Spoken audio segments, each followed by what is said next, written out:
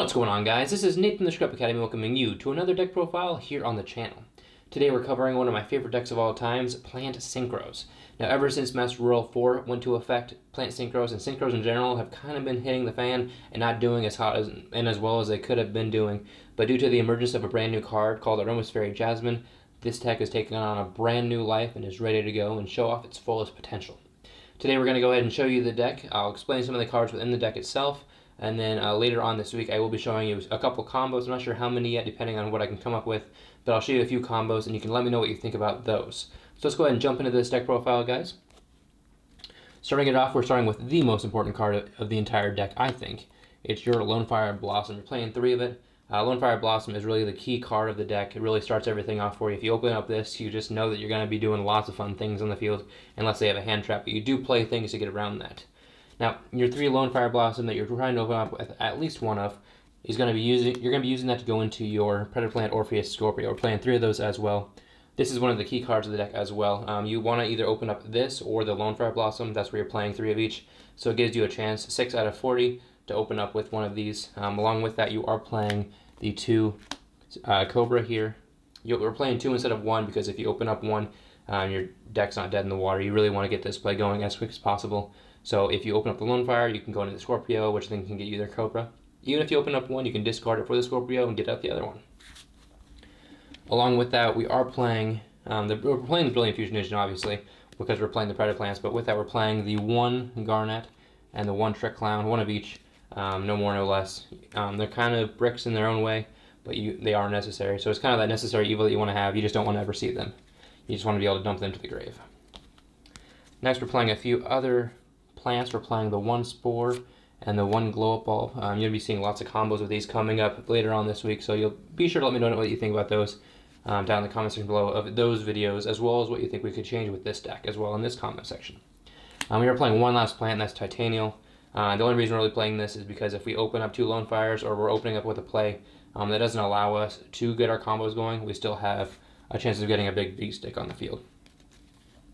So with that, we are playing 2 1-ofs. We're playing the World Chalice Guard Dragon and the Nightmare Incarnation Italy, 1 of each. There are combos that go with both of these, so you'll be able to see those. Make sure to stay tuned, to subscribe, turn on your notifications. That way you can see what those combos look like. I think they're really, really cool. And I don't want to say it took me a while to figure them out, but it did take me a little while to figure out the best ways to use them the best. So this is a going first deck. It is a combo deck, but we are playing cards that allow us to go second. If your opponent's going first, biggest thing they can do is build a board against you. That way they can stop you from trying to build your own board. So with that, we are playing 5 hand traps, technically 8, but 5 actual monster hand traps. Those are going to be your 3 Ash Blossom, and then we're going to be playing the 2 Effect Veiler as well.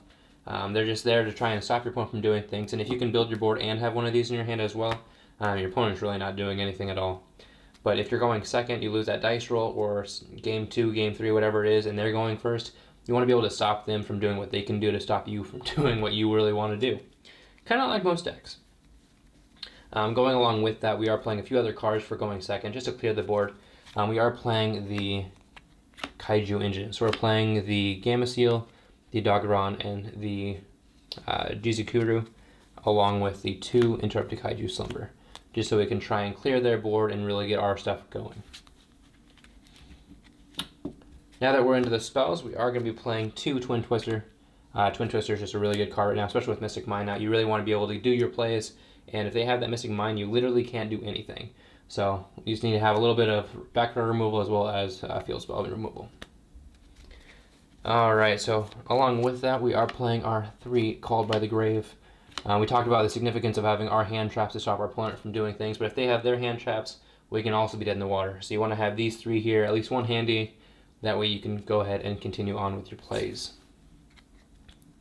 One thing that I actually noticed about the deck that I didn't really like is that there was no real searching and no draw power in the deck. Once you use your hand, you get your board, you get everything on the board, and then you have 0 cards in hand. And sometimes if you don't open up with your combo pieces, you're dead in the water anyway, and you might as well just scoop and go to game 2. So we are playing a couple things to help us with that. We're playing 2 Pile of Desires, as well as the 1 Upstart Goblin.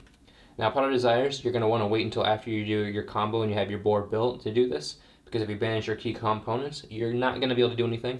But at the same time, if you don't open any of those key components and you have that Pot of Desires in your hand, you might as well just activate it anyway during your turn, because you're not going to be able to do any combos anyway, and you might as well see what you can draw to try and better your hand. So even if you do end up banishing your combo pieces and whatnot, it's still better than just scooping going to game 2, because at least you're trying, Alright, so along with that, we're going to be going with 2 1-of fusion cards. We're playing the 1 Brilliant Fusion and the 1 Instant Fusion. Brilliant Fusion there to dump your Trick Clown as well as your Garnet, and the Instant Fusion is there more for removal, because you're able to go into that Thousand Eyes Restrict and get rid of something if it's really bothering you. And then our last 2 1-ofs in spell form, we're playing the 2 special summoners from the graveyard. We have the 1 World Legacy Succession as well as Monster Reborn. I feel like World Legacy Succession is a lot more important to us right now, just because it's searchable in this deck really easily. Monster Reborn is just in there to give us that last little bit of oomph. It's kind of like that overwin that you really want to have. So once you get your big guys on the field, you can try and get a little bit more on there and just try to push for game. And then our last 3 cards in the main deck, we are playing the 3 Infinite Impermanence. Just another hand trap, another thing that can help us try and stop our opponent from doing their plays, building their board before we get to build ours. That is the entire main deck, 40 cards total. Should be anyway, unless I miscounted. I attempted with 60 cards, I just didn't really like it. I felt like it was really inconsistent. You were opening cards you didn't really need, and at that point you were really trying just to throw random cards into the deck to make it to 40, or make it to 60. So I cut those out, went back to 40, and so far it's actually been working out really well. So let's go ahead and move on to the extra deck here. Our main card of the extra deck, you only play 1 of. It is amazing, but you only play 1 of it, because if you don't get its effect off turn 1, you lose anyway, so it doesn't really matter. We're playing the 1 Aroma's Fairy Jasmine. Now, Aroma's Fairy Jasmine, if you don't know, you target 1 monster that it points to, destroy it, and then you get to go ahead and special summon a plant from your deck. So that really gets all your cards going here. Lots of combos you can do with this card, so be sure to check out my combo videos that are coming up soon. That way you can check those out, see how this card really benefits us, or it benefits us, Alright, moving forward, we do have 2 Link ones here. We have the Link Karibo. This is mainly in here for that Thousand Eyes Restrict play. You suck off your opponent's monster like it's their Colossus or whatever the problem card is, and then from there you just go into your Link Karibo. So it just kind of helps get rid of whatever problem card they have on the field. And then we have the 1 Nightmare Mermaid.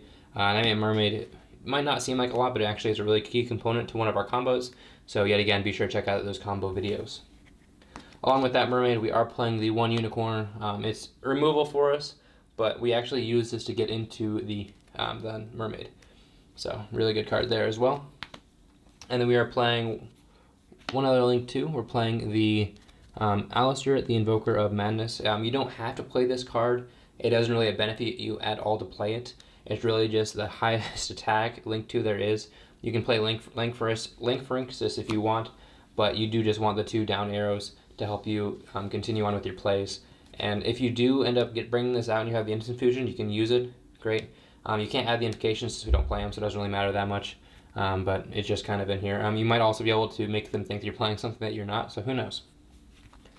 Alright, so with that, we're playing 1 Link 3. We're playing the 1 Decode Talker. Probably the best Link 3 as of right now for this deck. There is Trigate Wizard, but this is probably the best one as of right now. It does bump up because you're going to use both of its zones, as you see in the combos. So he's going to be a pretty big beat stick, and he can stop the targeting effects as well, the destruction effects. So, pretty good card. And then last Link that we're playing in the deck is going to be the Saryuja Skull Dread. You never really use his draw 4 effect. If you really need to and you get into a bind, you can. But at that point, if you're wasting 4 monsters that you're not using for Synchro Summoning to go into him to get that +4 draw, you probably already lost. So try not to do that. Try and be strategic about it. Check out the combo videos.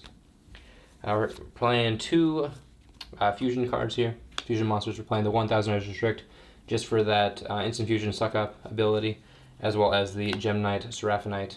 That really gets all your plays going as well. Gets you that additional normal summon and gets that Trick Clown back to the field. So really good cards. We're also playing the 1 XYZ. We're playing 1 True King of All Calamities. Now you might wonder how we build or make this card, so make sure to check out the combo videos and see exactly how this card comes out into the field and how it benefits us. Moving on to the key components of the deck, we're playing the Synchros 2 level 5s. We have Ib as well as Naturia Beast.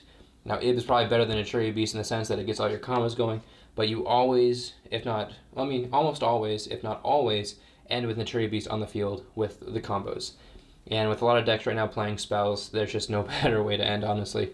Just being able to negate everything, not really have to lose much, because if things go to your graveyard, it doesn't really matter, because by the time you have Naturia Beast on the field and you have your board built, if things are just milled from the top of your deck to the grave, you're not losing anything, and you can just gain more advantage anyway. Alright, after that we are playing the 1 Cloud Castle. If you don't know what this card does, it's going to special summon a level 9 from the graveyard, aka our Idli, to go into the True King of all Calamities. Really all it's there for, but it is a really good card, and I can't believe they actually made it this easy to get out. And then we're playing 2 level 8s that you can end on relatively easily. We're playing the 1 Borreload Savage Dragon and the 1 Stardust Dragon. Really good cards. 1 stops destruction, 1 stops a spell, monster effect, or trap, doesn't really matter what. The way that this deck is built, the ending board is just kind of dependent on what your opponent's playing. If they're playing a lot of spells, you're ending on Naturia Beast, ending on not spells but traps. Alright, you're going to end on your Borreload Savage Dragon to negate that, True King of all Calamities to stop your opponent's monster effects, etc., etc., etc. You get the stitch there. But that is the entire deck for you guys. 40 main deck, 15 extra deck.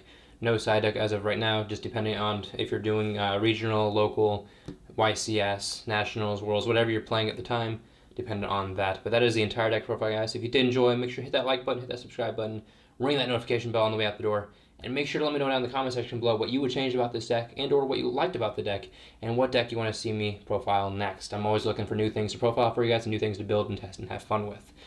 With that, guys, make sure to check back later on for all those combo videos that I did talk about before. But yeah, I think that's all I've got. As always, this is Nate from the Scrub Academy, signing out for now. Peace out!